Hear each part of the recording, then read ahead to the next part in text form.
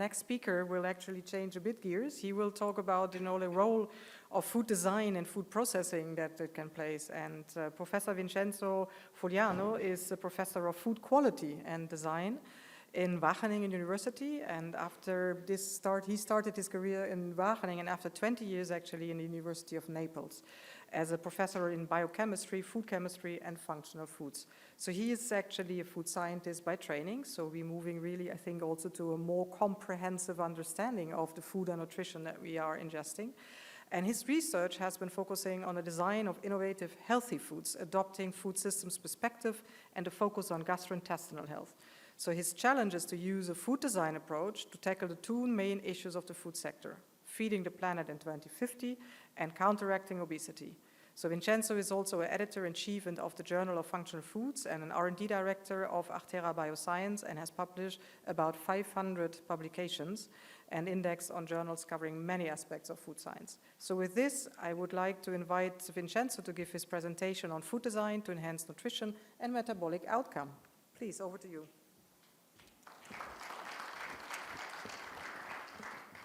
Thank you very much, Petra, for the kind invitation and presentation.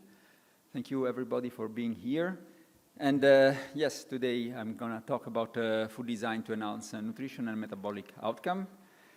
I don't have any conflict of interest, but of course my research funding list is quite impressive, and with many companies that collaborate with me. And I have to say that after 30 years of teaching food technology at the university, many people working in food industry are actually my students. So I feel very much involved in the what they do actually in the everyday in the food companies. Let's say that when we talk about designing a healthy food, I think we have to do this in a pragmatic way. There is a real world outside, and we have to think that people also in the future will keep on eating the same food. So there will be always pasta, burger, biscuits. This is not going to change. What can change, or what will have to change, as we have heard from Eileen, is the ingredients, the transition towards plant proteins and so on. What we have also to keep in mind is that we can do this to do in a pragmatic way. We keep on having the motto, the healthy choice should be the happy choice. That's something, the legacy of Professor de Graaf in Wageningen, and it's something, it's very important. Otherwise, people will not keep on buying and consuming the food if they are not happy. So the delicious food is so important.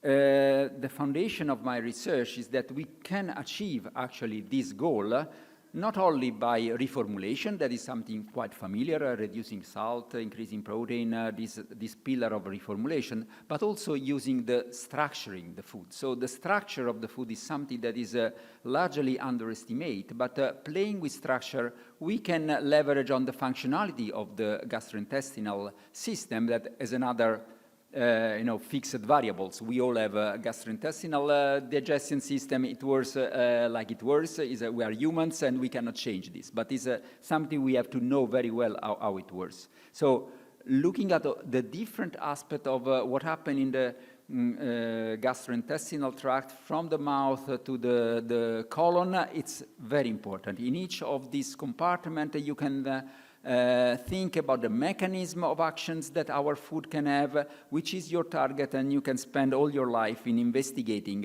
each of these elements in each of these compartments of the food system.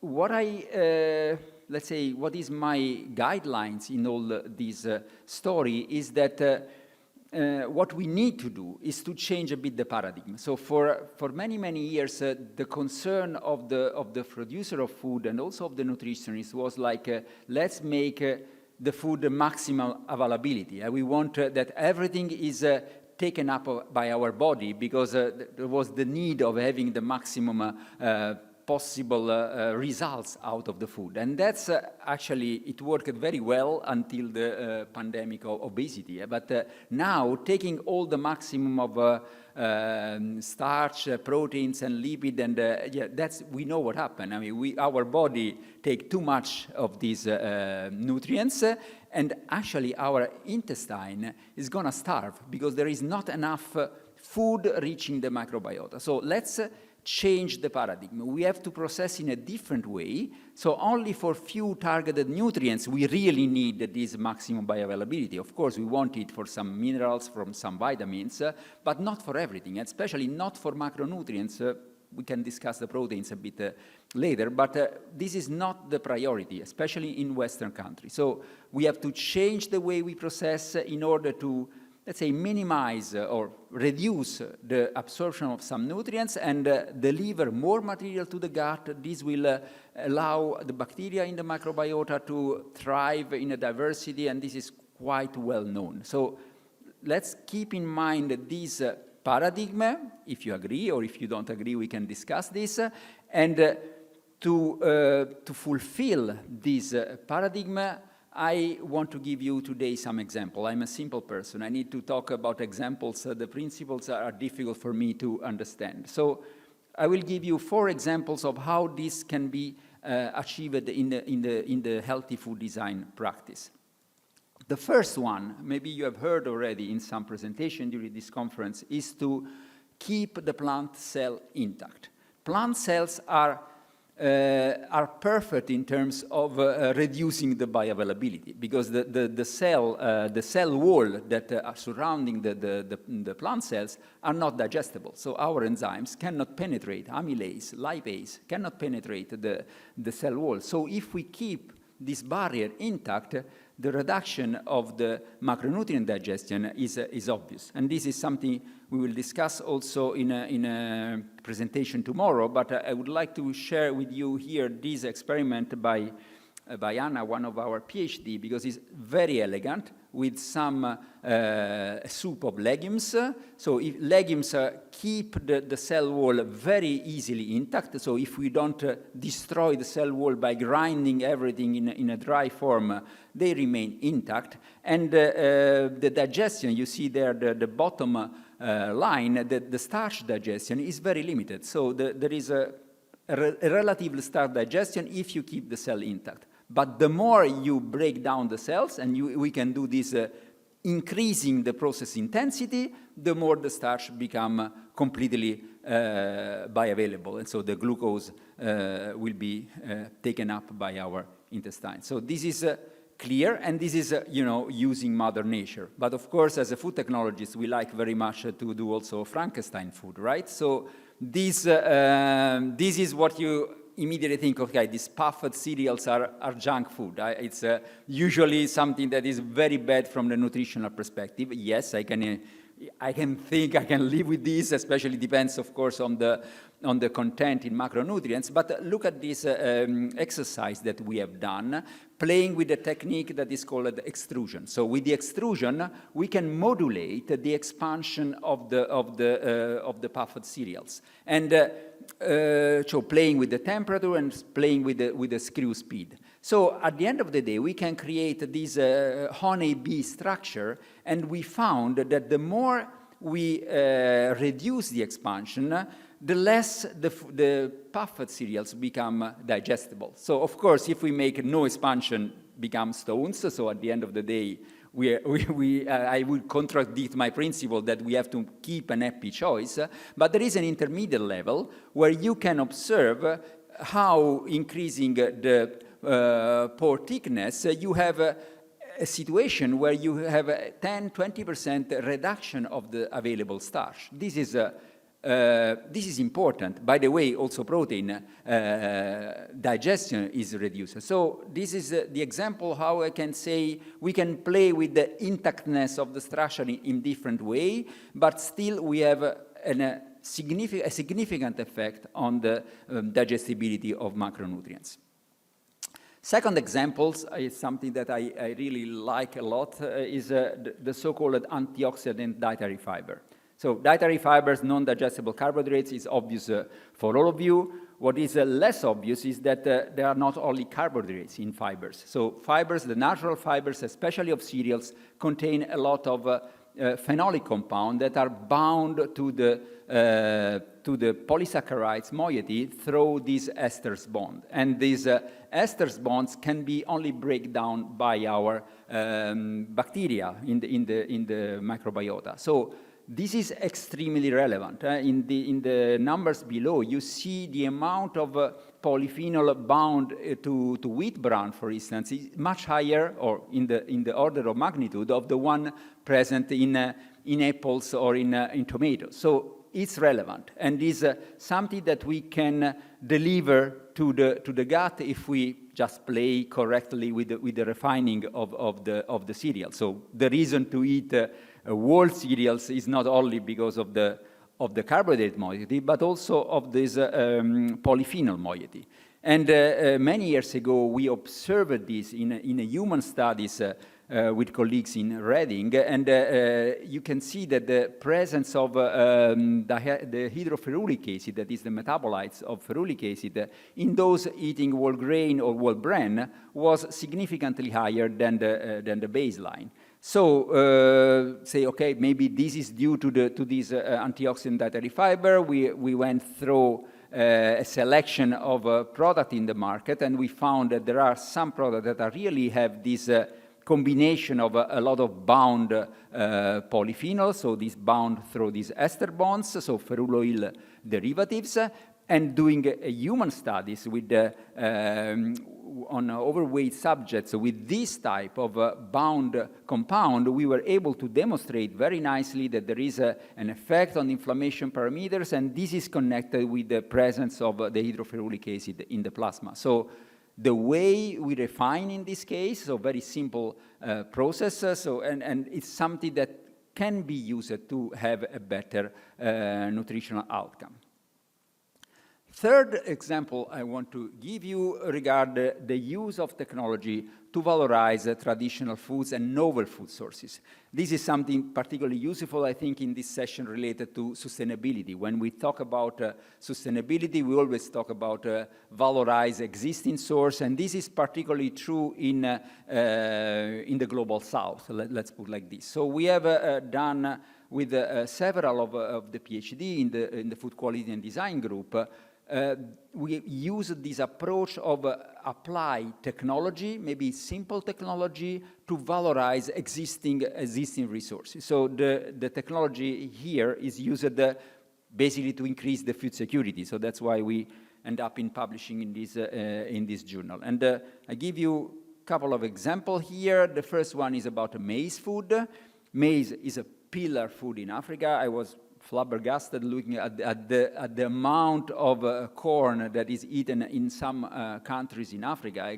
Basically, it's like pasta in Italy or potato in the Netherlands. So there is a pillar of their diet, but it's monotonous. It's really always a kind of porridge. So there is the need to change and to use, in this case, technology to increase product diversity. So it might be seen as strange that if I say that we can use technology to increase product diversity, but if you think it's quite obvious. So if starting from a certain food, you can create a variety of different products, and that's create diversity, use, and this is what we did in this study with the NUECPA. So basically, for instance, using nixtamalization, that is alkaline cooking, to create product diversity. In Mexico, there is a huge tradition of this because corn is originally from Mexico, so we imported the technology from Mexico to Africa to create this diversity. And of course, you can use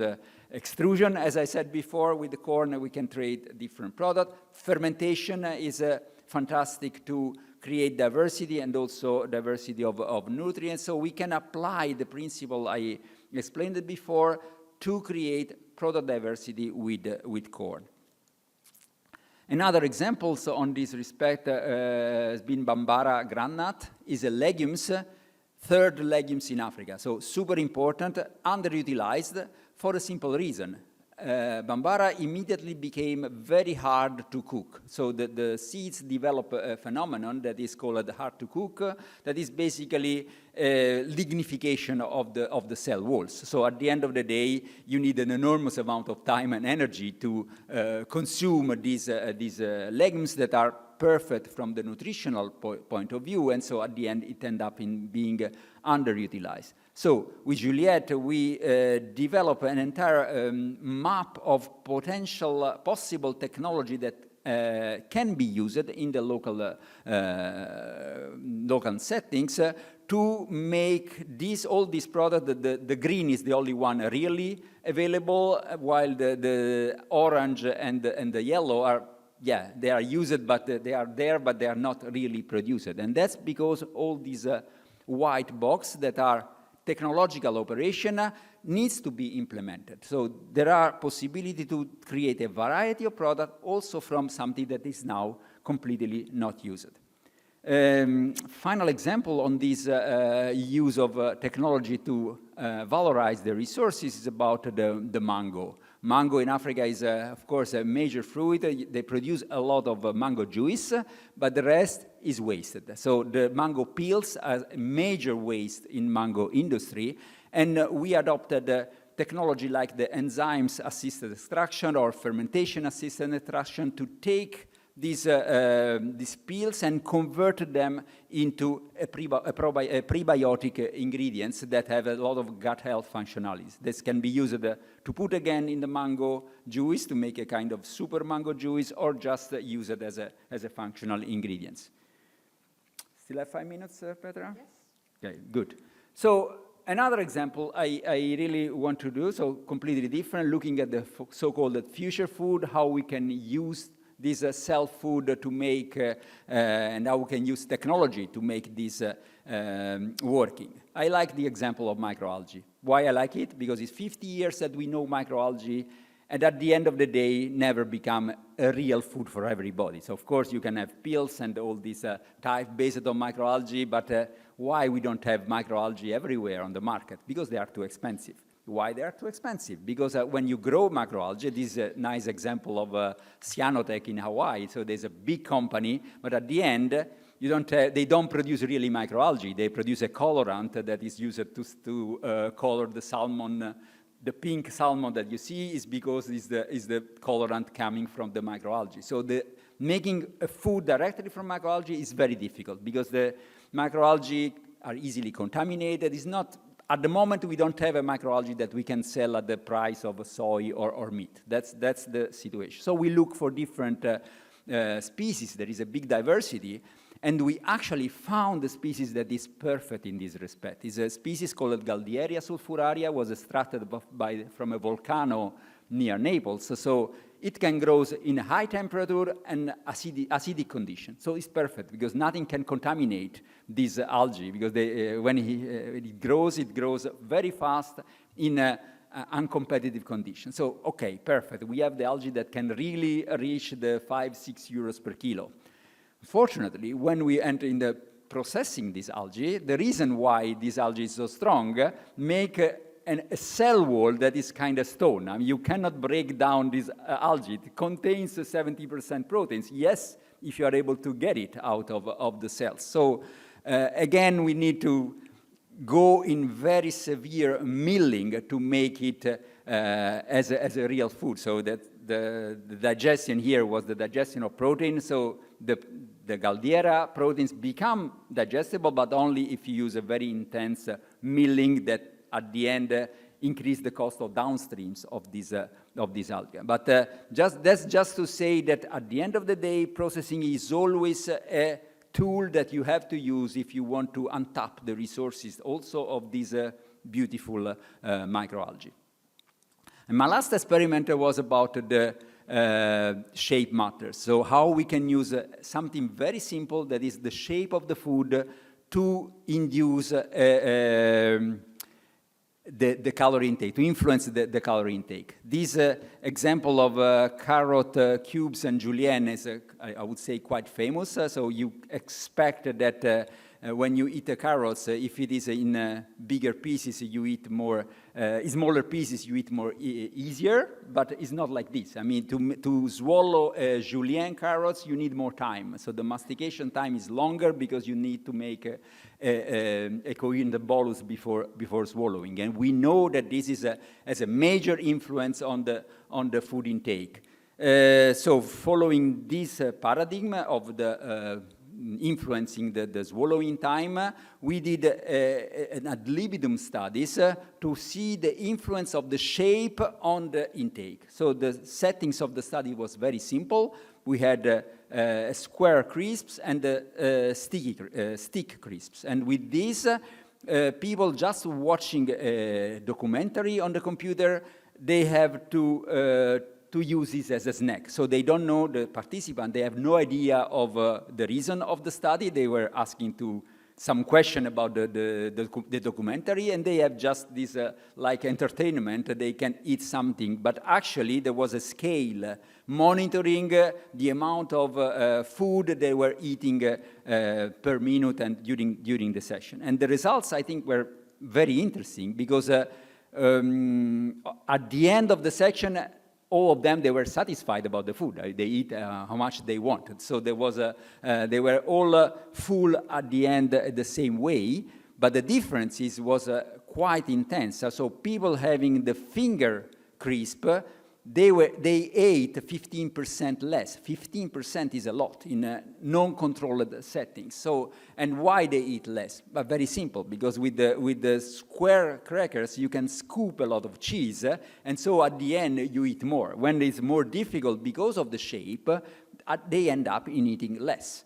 So, what is the take-home message from all of this? I would say is very simple in my view, but we can discuss this. Food technologies, and I say food industry in a more general way, are responsible. We feel the responsibility to design food that are nutritionally sound.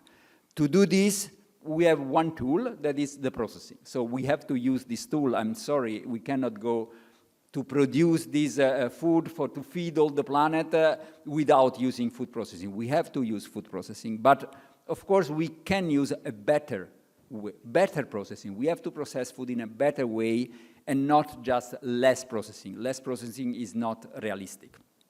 And with this, I thank you all for the attention.